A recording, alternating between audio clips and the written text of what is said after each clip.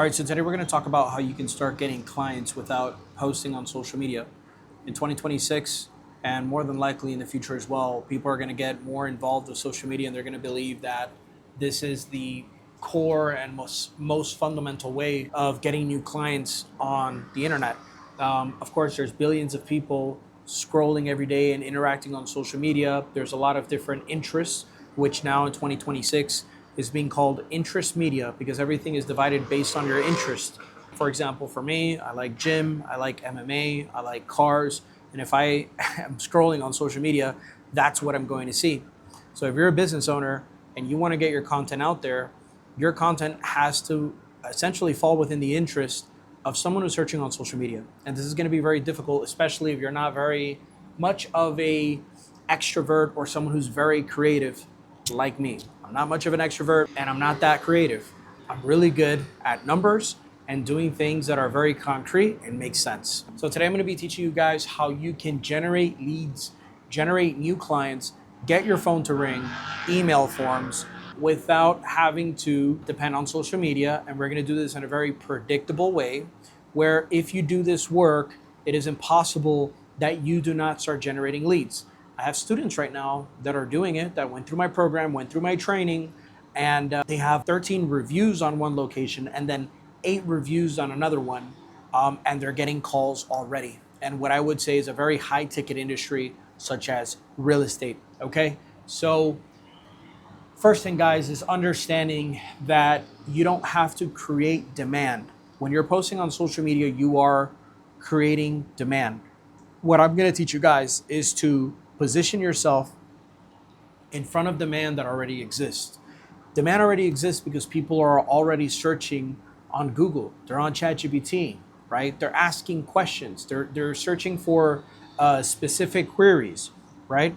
And they're all searching from different locations. So may you be a plumber who serves his county or a specific city or neighborhood, or maybe you have teams of people that can service an entire state or multiple states. This exact same method that I'm going to teach you works for everybody. The first thing is understanding that you have to build a brand that Google can begin to connect to different services and what is called latent semantic indexing. So you're going to have a brand name, and we're going to build a website. We're going to optimize the website. We're going to add content on the website. We're going to add FAQs. We're going to add a blog post that answers questions that people are already asking, right? And we're going to optimize the brand for what are these queries, these keywords, and these questions. So when people are looking and they're asking ChatGPT, they're asking Gemini or any other future large language model, they're going to recommend you because you're the person who's answering that direct question. We're optimizing blog posts for that exact title tag, right? So there's very few people that are doing this right now in the industry, and this is really what's going to make a difference in your business. Besides that, not only are we going to build pages that answer those direct questions, these are assets that you're building, but we're going to structure the heading tags on your website. Now, heading tags is the big bold text that are inside landing pages, and we're going to optimize the H1 for the primary keyword that we want to optimize that specific landing page for. The H2s are also going to be optimized for the same exact keyword that's in the H1, but we're also going to get opportunities now to add related keywords. For example, I have a pressure cleaning company. My homepage, the H1 tag, is going to be my brand name because it has the keyword pressure cleaning in it, and that's the main keyword for my industry. But my H2 tags are going to have related words such as pressure washing, right? Because this is a related keyword, pressure washer, pressure cleaner. These are all related keywords to my H1 tag, and we're going to go ahead and add them in. Now, what we will not do is confuse search engines by adding other keywords that are related services. For example, we do pressure cleaning and then adding roof cleaning as an H2. That should not happen because roof cleaning is going to have its own internal service page, which are called pillar pages on your website, right? These are cornerstone pages where roof cleaning is going to have its own dedicated page. Sidewalk cleaning is going to have its own dedicated page. And this is what we want to do within your company so we can teach search engines and large language models that this brand, right, with this keyword, industry keyword inside the brand name, hopefully, provides all of these different related services, right? And Google's going to be able to understand that. We're going to go ahead and interlink the pages. We're going to make sure the pages connect in a way that they make sense. We're not going to keyword stuff, okay? AI can build pretty good pages, but with the information that I'm giving you, this is what's going to give you the edge, because AI hallucinates a lot and it does not produce what I would say is the best SEO. So once we got our website done, we're going to go ahead and build what is a brand identity, guys. We need to build a brand identity outside of our website. The website is great. It's great that you probably created 100 blogs answering industry common questions, service pages, pillar pages, privacy policy page, terms and conditions, about us, contact us, homepage, fantastic. But now we got to take it a step further and we have to optimize things outside of our website. We got to get our Yelp, our MapQuest, our yellow pages, alignable patch, medium.com, right? We want to get press releases and we want to essentially begin optimizing for our brand name outside of our website, right? So the website is where we implement what is the SEO, but now we're optimizing off page of the website. We're creating what is a name, address, and phone number consistency outside of our website.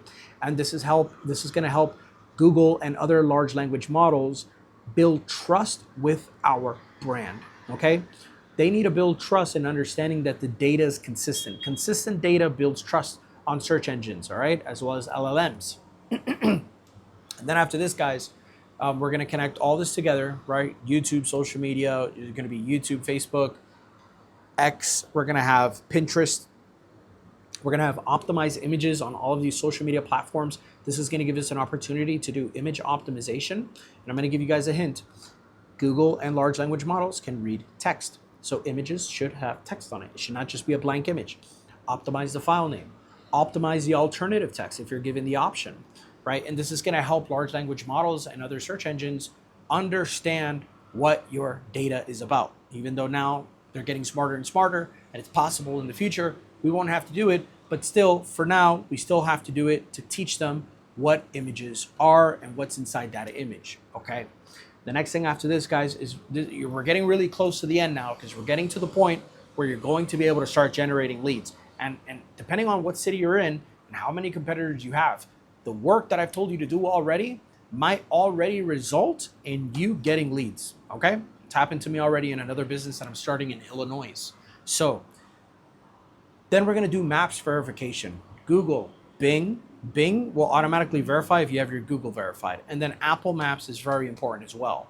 We're going to have Apple Maps connects to different review sources, but I know 100% today it's connecting to Yelp. So we're going to make sure we're getting our Apple, our Bing, our Google, and we're getting reviews around the web. One of the biggest mistakes that people do is that they only get reviews on Google when you should be getting reviews on Yelp. May they still filter the reviews because Yelp filters reviews like crazy. We're going to get reviews around Yellow Pages, Trustpilot, right? Anywhere that we can get a review, we're going to go ahead and get them. You can get reviews on Reddit, right? You can go ahead and create a form and say, hey, does anyone have any suggestions or any opinion and reviews on the brand name of your company? And then from there, you have your customers say, hey, can you go on my Reddit form and leave a review about your experience, right? So that's going to help ChatGPT, Perplexity, and Gemini as well when people are looking up things about your company. It's going to help them learn more about your company, okay? So getting reviews around the web is very important. Once you have these things verified, making sure that you're not just uploading an image once every 3 months. You should be uploading images multiple times per week because this is going to show activity in your business, right? And this is what's going to create trust with customers to go ahead and call you, because you could do all this SEO, but if you're not getting one review every other day, posting images every day or every other day, right? At least 5 images per week. If you're not updating these Google business profiles, hopefully you have more than one so you can capture a bigger audience, then clients are not going to call, right? You can be optimized, but they're not going to call because it's not consistent data, all right? So this is the work. Now, exactly the same formula that I just told you right now, you guys can go ahead and apply that across different businesses, in the same business, across different cities. Because remember, Google has a proximity effect. What does that mean? That means that if someone is searching in a specific little area, right? Let's call it, 0.25 of a square mile, right? They're searching right there. There's going to be other people that are outside of that radius, right? Outside of that area that are also optimizing for the related services and business that you're in. Google is going to favor proximity. It's going to favor proximity over prominence. So even if you have a lot of reviews, some guy who's 1 mile away, okay, from wherever area you are in diameter, 1 mile away, is probably going to rank higher than you because he's got 30 or 40 reviews, even if you have 300. All right. And that's because he's closer to the client. Google wants to provide answers to clients that are hyper local to them. This does not only mean Google Maps. This is everything else. Remember what I just said, answers that are local to clients. So there's an answer that's a nationwide answer. There's an answer that's local to that client's area. So proximity in your content, optimizing for geographical areas, and then creating multiple Google business profiles so you can target customers within proximity of where they're searching is very, very key. What I just told you guys is literally worth everything when it comes to online presence, digital marketing, and your business online. Okay, guys? Now, are we going to throw out social media? Are we going to say social media doesn't matter? Absolutely not. Instagram, Facebook and YouTube, Pinterest. These are very important places to add fresh data. Why? Number one, they're very high domain authority websites. These are some of the most highest domain authority websites on the internet. But besides that, you can add text to these posts, images, videos that are also optimized. You can add links going out to different places.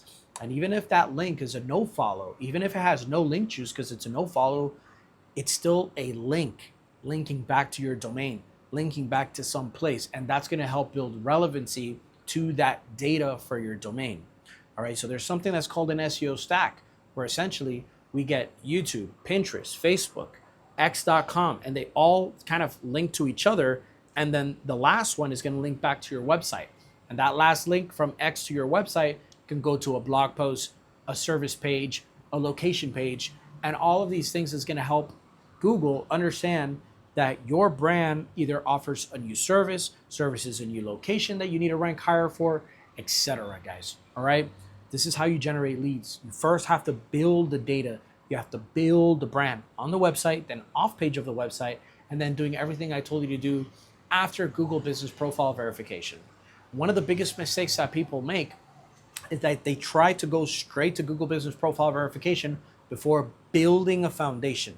And remember what I'm going to tell you. If you want to rank number one on Google in any industry, you must have a solid foundation of data first, where large language models and Google, okay, can learn about your business, what you do, where you serve, when you started, what projects have you done, right? These are case studies. This is what I call also, like in my website, it's a projects area, before and after, right? Where we talk about the projects that we've done, the areas that we served, etc.